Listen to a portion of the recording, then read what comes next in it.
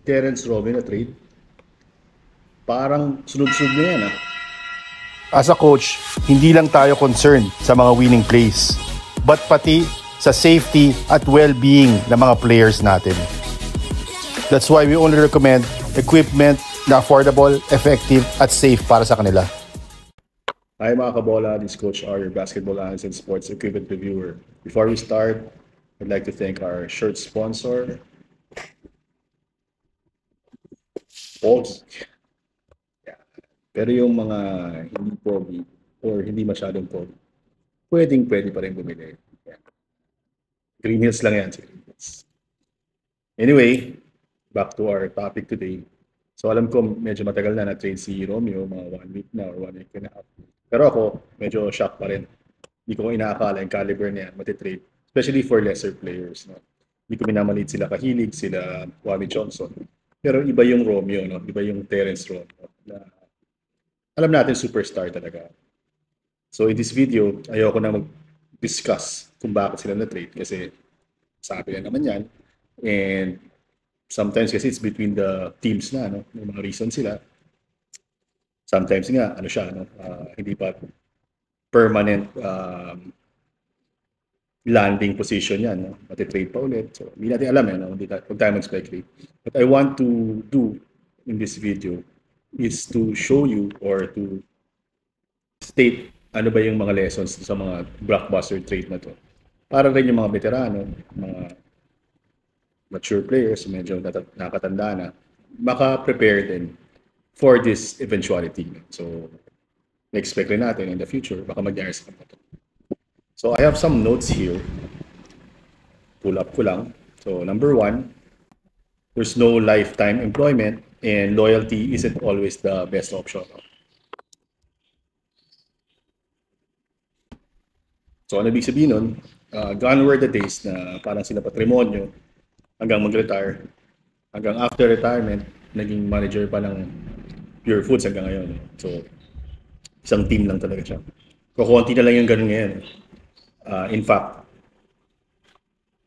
si Terence Romeo, I think wanted to retire na sa San Miguel. No? Sinabi pa nga siya na magbabalik na lang daw siya kaysa umalis sa San Miguel. No? But that's just a ingest lang naman yun. So, joking lang yun. Pero the serious side to it is that ang pagkakaalam ko si Romeo may mga opportunities few years ago to go abroad. Hindi niya kinuha because sabi niya San Miguel na siya because he's loyal to San Miguel. So ito na nga nangyari. He got traded to Terra Firma and sabi niya it's the saddest day of his life daw. So sometimes kasi it's good to be loyal pero hindi yun yung best option lagi. So you have to think, ano ba, sa edad ko ba? If I stay loyal, anong mangyayari sa akin? If I opt for another alternative, ano mangyayari sa akin? So you have to weigh these things.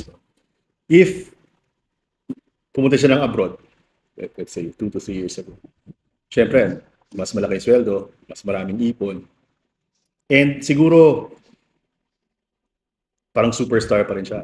Unlike now, medyo, you can say na medyo bumaba yung stature niya. Kasi nga, binaba siya ng team, tsaka yung mga players na trade sa kanya, hindi niya ka-level din. No? Again, no offense to the two gentlemen from Terrafirma. So, brings us to the next lesson. When you're older, short-term view is always better. So, sometimes kasi, ang gusto natin, job security. Hindi lang naman sa basketball din, pati sa trabaho. Long-term contract, ganyan. Pero sometimes, doon ka may ipit eh. Kasi what if, after your long-term contract, yung useful life mo sa company or sa organization or sa team, hindi na ganun kataas. Yan ang mangyayari, matitrade ka lang sa medyo team na hindi mo gusto or organization na hindi mo gusto.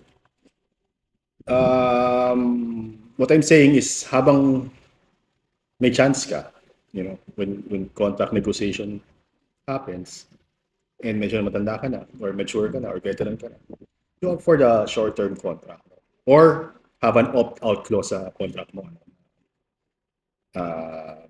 Pwede kayo release anytime pag may opportunity elsewhere. No? Yan yung mga dapat kino-consider ng mga players kasi mahirap matali. Another lesson is yung basketball prime is case to case, no? It's subjective.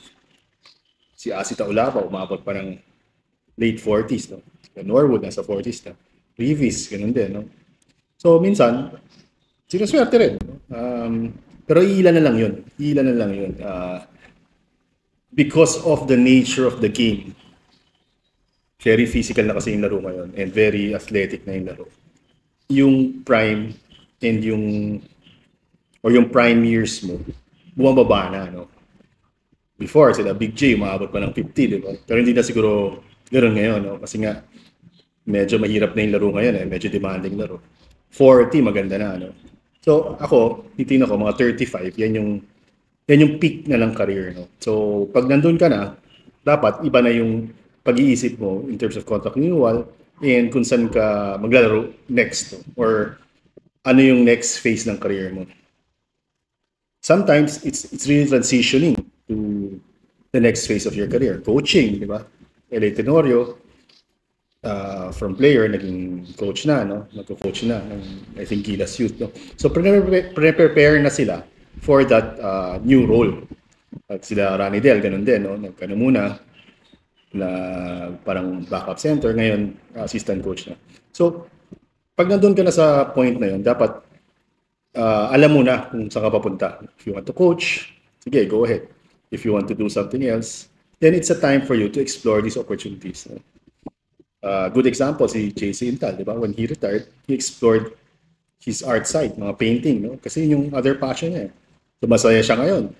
Di ba? Kasi nasunod niya yung gusto niya talaga. No? While at the same time, sabi niya, tama na kasi yung playing career score over, iba na yung gawin natin.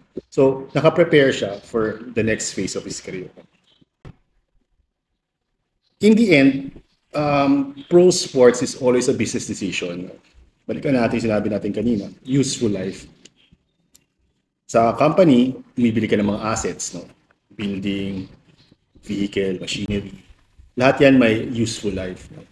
And pag na-exhaust mo na yung useful life niyan, ano mangyayari? Papalitan mo na. I-depreciate mo na sa books or papalitan mo na. Papatayin mo na and you will get a new one. No? So, kukuha ka na ng panibagong makina na papalit dun sa luma. Same with basketball.